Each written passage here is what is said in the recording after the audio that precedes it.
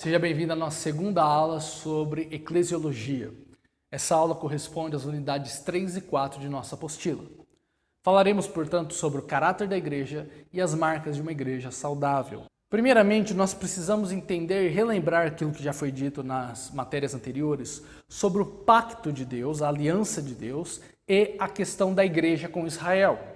Lembremos que Deus, ele não tem dois tratamentos, um com Israel e outro com a igreja, mas a partir de Gênesis 3,15, por Deus estabelecer já a sua aliança de graça, portanto, a igreja e Israel estão sob a mesma dispensação da aliança, que é serem salvos pela graça, pelos méritos de Cristo. Portanto, a igreja, ela não tem nenhuma distinção de Israel, nenhum tratamento diferente e, portanto, ambas precisam ter essa vocação da parte de Deus, sobrenatural e apenas da parte de Deus. A salvação ela não exige nenhuma iniciativa de obras própria, mas precisa simplesmente do beneplácito da vontade de Deus. Os atributos da igreja são muito importantes nós entendermos. E desde o início da era do cristianismo foi entendido. No credo constantinopolitano, niceno-constantinopolitano, que fez algumas alterações do credo niceno, lemos o seguinte sobre a igreja. Esse credo data de 381 depois de Cristo. Diz assim: cremos na igreja una, santa, católica e apostólica. Então, basicamente, os cristãos durante toda a história entenderam que os atributos da igreja de Cristo eram pelo menos 4, ou esses 4 eram os basilares para os demais: una, santa, católica e apostólica. Vamos ver um pouco a respeito de cada um deles. Primeiro, igreja una.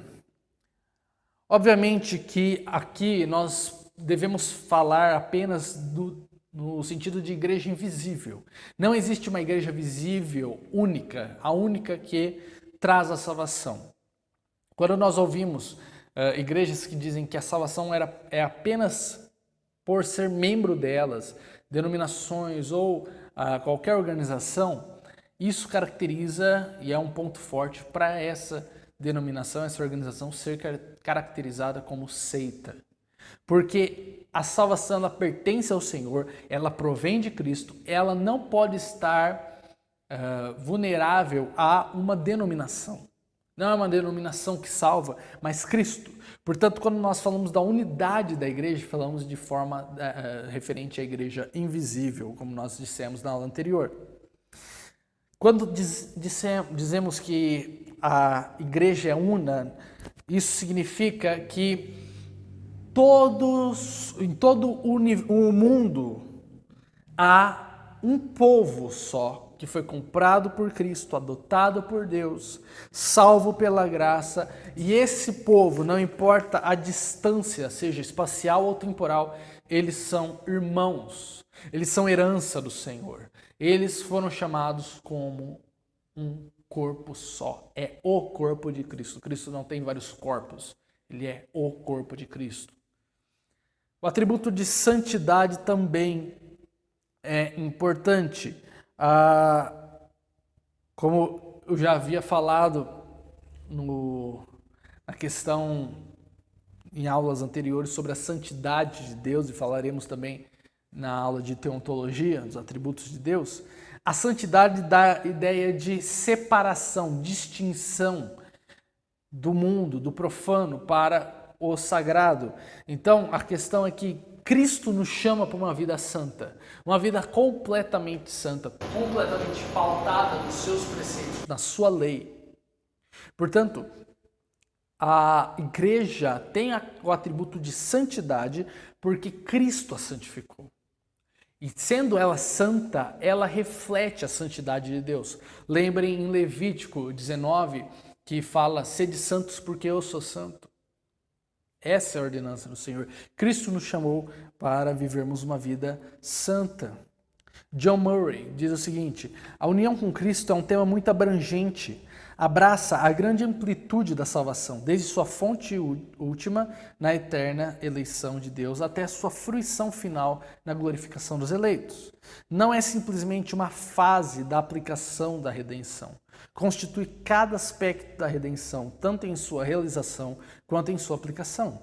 A união com Cristo une todos conjuntamente e assegura que a todos para os quais obteve a redenção, Cristo, do mesmo modo, aplica e comunica essa redenção eficazmente. Nós vimos isso na aula de soteriologia, que após sermos salvos, passamos por um processo que dura a nossa vida inteira de santificação, de Cristo, da imagem de Cristo ser moldada em nosso ser, para que nós possamos ser conformes à imagem do Todo-Poderoso. Terceiro ponto, terceiro atributo, a catolicidade da igreja. Erroneamente, nós relacionamos o termo católico com a igreja romana. Mas isso não pode acontecer, porque a igreja de Cristo ela é católica, porque católico significa universal, de comum entre todos os cristãos, de comum fé, conectada entre todos os povos. Se ela é una, ela também é católica. Ela está espalhada por todo o mundo. Ela é universal.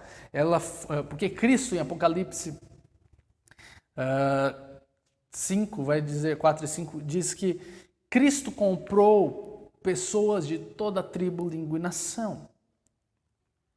Por isso, a igreja, tanto visível quanto invisível, ela é católica. Ela está em todos os cantos. O Satanás não consegue barrar a pregação do evangelho porque ele não é soberano. Deus é soberano sobre a salvação. Mas nós precisamos entender também que isso não significa que teremos uma igreja pura. Não significa que teremos a igreja perfeita, como eu já disse antes. A igreja de Cristo sempre existirá unida com pessoas incrédulas. Não temos essa possibilidade, essa capacidade de distinguir quem é salvo ou não. Deus não nos deu essa possibilidade, apenas Deus definiu isso. E por último, a igreja de Cristo, ela é apostólica, no sentido não de que ela tem até hoje apóstolos. Os apóstolos foram pessoas únicas, os 12 Paulo, e não existem mais. Você pode ver que os apóstolos, eles discipularam presbíteros para serem a próxima geração de líderes, e não outros apóstolos. Mas ela é apostólica porque ela está embasada, ela está solidificada na doutrina dos apóstolos, na doutrina apostólica de Cristo, porque os apóstolos foram os representantes, os embaixadores de Cristo na terra. Portanto, devemos sempre estar ligados em conformidade com a doutrina dos apóstolos. Vamos agora às marcas da igreja verdadeira. Nós já falamos a respeito de que não existe igreja perfeita, não existe apenas uma igreja pura, visível. E com isso, nós precisamos entender que há questões primárias e secundárias em discordância. Nós podemos, é saudável discordarmos entre si em questões secundárias, mas não pode acontecer de haver discordâncias primárias, em questões primárias doutrinárias. E para nós entendermos o que define, o que distingue uma igreja saudável e verdadeira de uma igreja profana e apóstata, são essas marcas que nós temos, 3 marcas basicamente, que foram estabelecidas praticamente em todas as confissões de fé reformadas. Todas estavam em comum acordo disso. Essas marcas são a verdadeira proclamação da palavra de Deus, a correta administração dos sacramentos e o fiel exercício da disciplina na igreja. O próprio João Calvino diz: há 3 coisas sobre as quais a segurança da igreja está fundada, a saber, a doutrina, a disciplina e os sacramentos. Portanto, nós vamos dar uma olhada a respeito de cada um desses 3 pontos e como isso reflete na nossa igreja, na igreja que nós frequentamos, na congregação da qual somos membros. Em primeiro lugar, a verdadeira proclamação da igreja. A identidade de uma igreja está pautada pelo Evangelho. A igreja ela não tem autonomia, ela não tem existência própria, ela necessariamente está cativa, está sujeita à palavra de Deus. Portanto, a Bíblia é fundamental. Dessas 3 marcas, ela é a basilar, ela é a mais importante, porque sem ela não é possível saber a devida aplicação dos sacramentos e não é possível entender os devidos meios para se estabelecer uma disciplina. Portanto, a palavra de Deus deve ser pregada de forma fiel, de forma consistente. E a melhor forma de nós expormos a palavra é de uma forma expositiva, onde lemos um texto e explicamos um texto aplicando a congregação. E não lendo um texto e viajando, divagueando por histórias, por relatos e nunca tratando do que o texto tem a dizer à igreja. Porque nós queremos que a palavra de Deus é inspirada e quando ela é lida e pregada de forma fiel, cremos que é a voz de Deus que está saindo da boca daquele pregador. Porque não são as palavras dele exatamente, mas é a palavra de Deus que está saindo da sua boca e ele é apenas um instrumento sendo usado por Deus. O segundo ponto é a correta administração dos sacramentos. Primeiro, nós entendemos, ao contrário do romanismo, que Cristo instituiu apenas 2 sacramentos, que é o batismo e a ceia.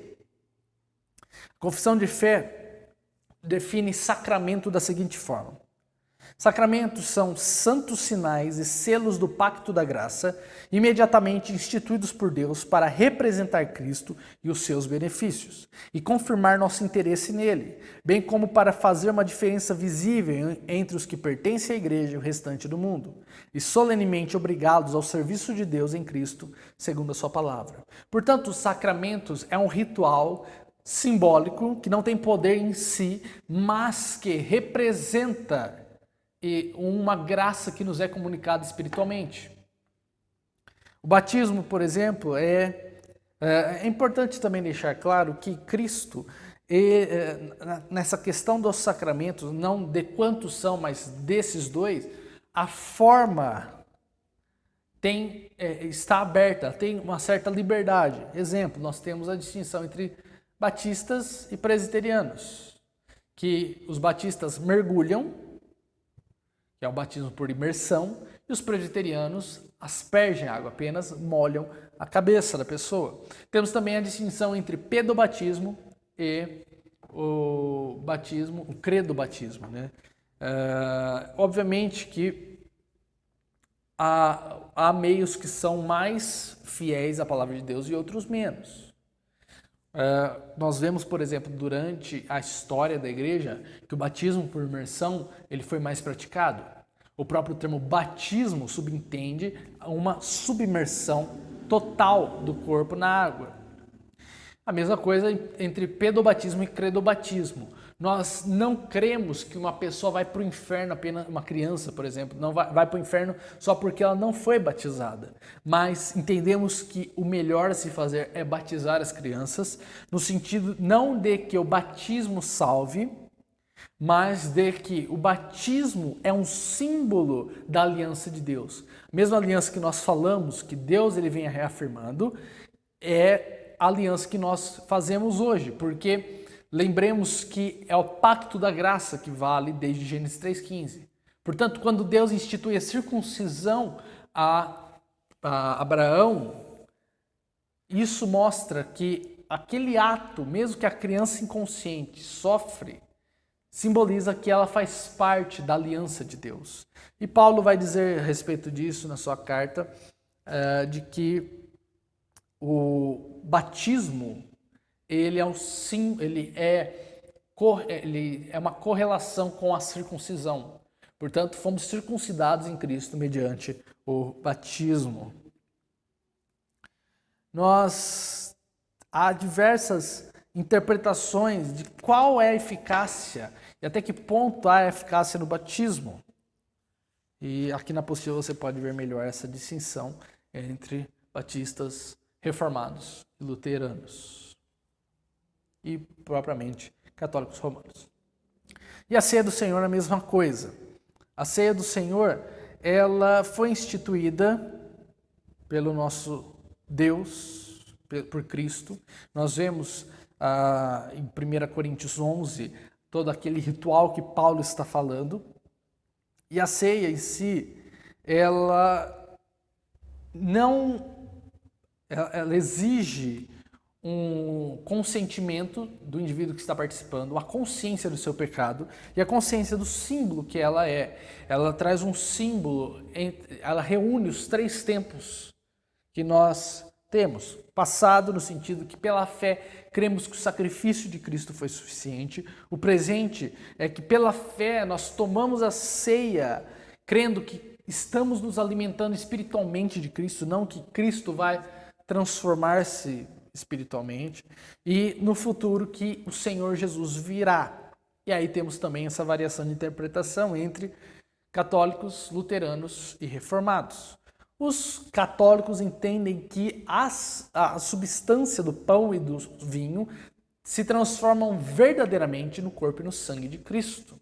E essa doutrina é dada ao nome de transubstanciação, porque a substância daqueles elementos são transformadas no corpo e no sangue real de Cristo.